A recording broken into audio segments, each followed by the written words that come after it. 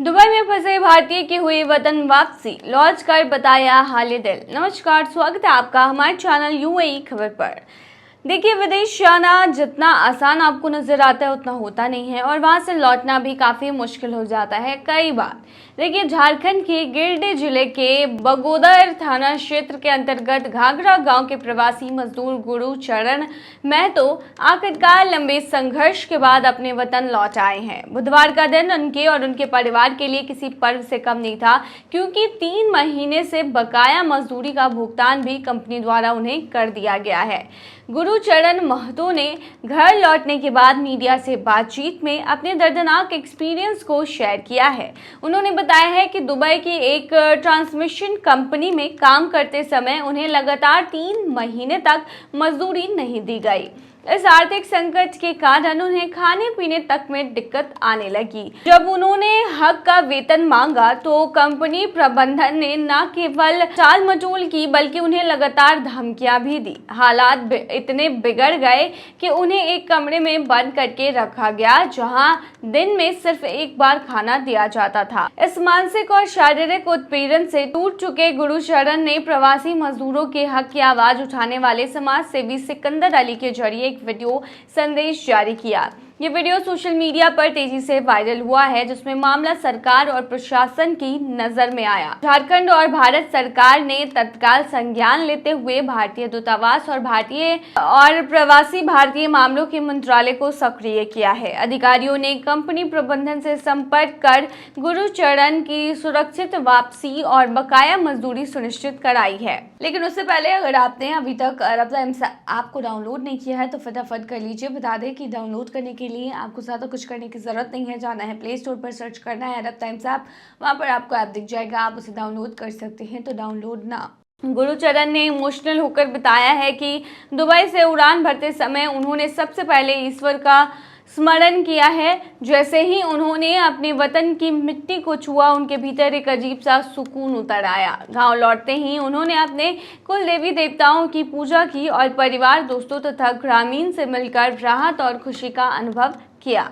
उन्होंने इस कठिन समय में साथ देने और आवाज उठाने वालों का धन्यवाद भी किया। केंद्र और राज्य सरकार, श्रम विभाग की टीम लीड शिखा लकड़ा, समाज सेवी सिकंदर अली और उन सभी मीडिया कर्मियों का जिन्होंने उनकी पीड़ा को जनता तक पहुंचाया। वहीं समाज सेवी सिकंदर अली ने कहा कि रोजगार की तलाश में लाखों लोग विदेश का रुख करते हैं, लेकिन इस सफर में कई बार वे खतरनाक और दर्दनाक परिस्थितियों में फंस जाते हैं। मजबूरी इंसान को घर परिवार से दूर कर देती है और कई बार यह दूरी जानलेवा भी साबित हो सकती है। उन्होंने सरकार से मांग की है कि प्रवासी मजदूरों की सुरक्षा और अधिकारों की रक्षा के लिए और सख्त कदम उठाए जाएं, ताकि कोई और गुरुचरण महतो ऐसी यातनाएं ना सहे। हवा में उड़ने वाली टैक्सी का सपना हुआ सच, जल्द ही शुरू होगी सर्विसेज। फ्लाइंग टैक्सी अब सिर्फ साइंस फिक्शन की कहानी नहीं रही, बल्कि हकीकत में उतर चुकी है। अमेरिका की आर्चर एविएशन कंपनी ने अपने लंबे रिसर्च और डेवलपमेंट के बाद इसे तैयार कर लिया है और इसकी टेस्टिंग भी शुरू हो चुकी है। कंपनी का दावा है कि अगर सब कुछ प्लान के अकॉर्डिंग चला तो इस साल के अंत तक लोग इसके जरिए आसमान से शहर के भीतर सफर कर पाएंगे। आज के समय में ट्रैफिक कई शहरों में सबसे बड़ी परेशानी है। घंटों की जाम में फंसकर लोग समय, ऊर्जा और पैसा तीनों बर्बाद करते हैं। फ्लाइंग टैक्सी इस समस्या का बड़ा हल बन सकती है, क्योंकि यह सीधे हवा में उड़ते हुए आपको मंजिल तक पहुंचा देगी। एक शहर के भीतर एयरपोर्ट से बिजनेस हब या पॉपुलर इलाकों तक की दूरी मिनटों में तय होगी। हवाई जहाज बड़े होते हैं, सैकड़ों यात्रियों को ले जाते हैं और आमतौर पर शहरों या देशों के बीच चलते हैं। लेकिन यह फ्लाइंग टैक्सी एक छोटे एयरक्राफ्ट की तरह है, जिसमें सीमित सीटें होंगी और यह सिर्फ शहरी रूट्स पर ही ऑपरेट करेगी। इसे समझिए जैसे ये एक एयर उबर जो जमीन के बजाय हवा के रास्ते आपको पिकअप और ड्रॉप करने वाली है। आर्चर एविएशन के सीईओ गोल्डस्टीन के मुताबिक उनकी कंपनी ने अबू धाबी एविएशन और अबू धाबी इन्वेस्टमेंट ऑफिस के साथ मिलकर यूएई में सर्विसेज को शुरू करने का समझौता किया है। कंपनी का पहला मिडनाइट एयरक्राफ्ट पहले ही यूएई को सौंप दिया गया है और अबू धाबी में इसकी टेस्टिंग भी शुरू हो चुकी है। आने वाले महीनों में कंपनी और भी एयरक्राफ्ट भेजेगी।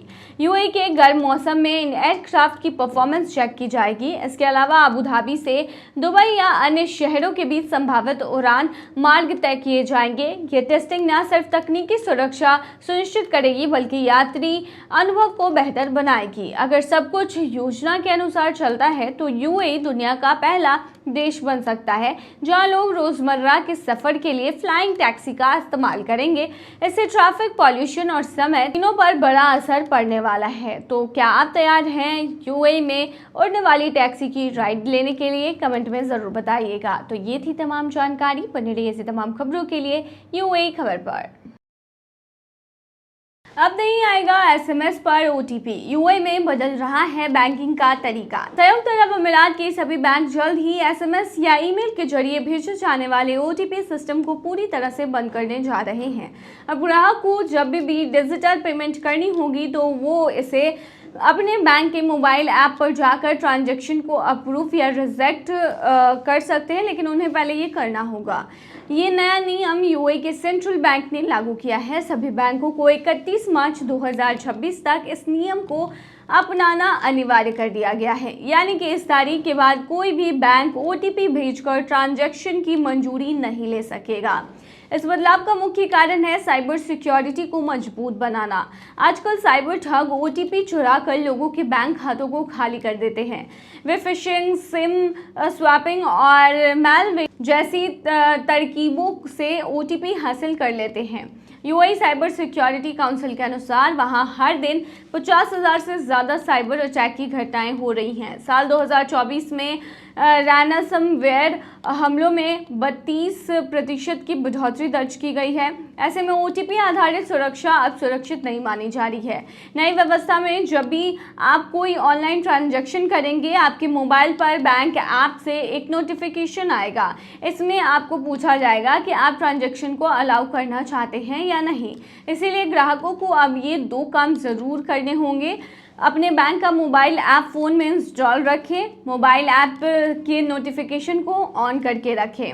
अगर ऐप फ़ोन में नहीं होगा या नोटिफिकेशन बंद होंगे तो आप ट्रांजैक्शन अप्रूव नहीं कर पाएंगे और पेमेंट फेल हो जाएगी। ओटीपी से कैसे होते हैं फ्रॉड, तो बता दें कि साइबर ठग अलग अलग तरीक़ों से ओटीपी को चुरा लेते हैं, जैसे फिशिंग यानी नकली वेबसाइट या लिंक भेजकर लॉगिन डिटेल और ओटीपी मांग लेते हैं। सिम स्वैपिंग, आपका मोबाइल नंबर हैक करके ओटीपी अपने फ़ोन पर मंगवा लेते हैं। मैलवेयर, फ़ोन में वायरस डालकर ओटीपी पढ़ लेना। कई बार लोग खुद धोखे में आकर ओटीपी किसी अनजान को बता देते हैं, जिससे उनका बैंक बैलेंस मिनटों में गायब हो जाता है।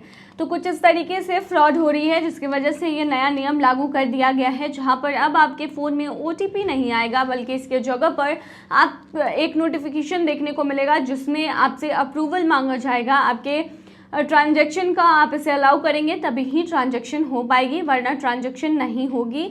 और डेट बता दिया गया है कि ये 31 मार्च 2026 तक लोगों को इसे अपना लेना है। तो बहुत ही एक उम्दा कदम उठाया गया है यूएई में। तो ये थी तमाम जानकारी। बने रही ऐसी तमाम खबरों के लिए यूएई खबर पर।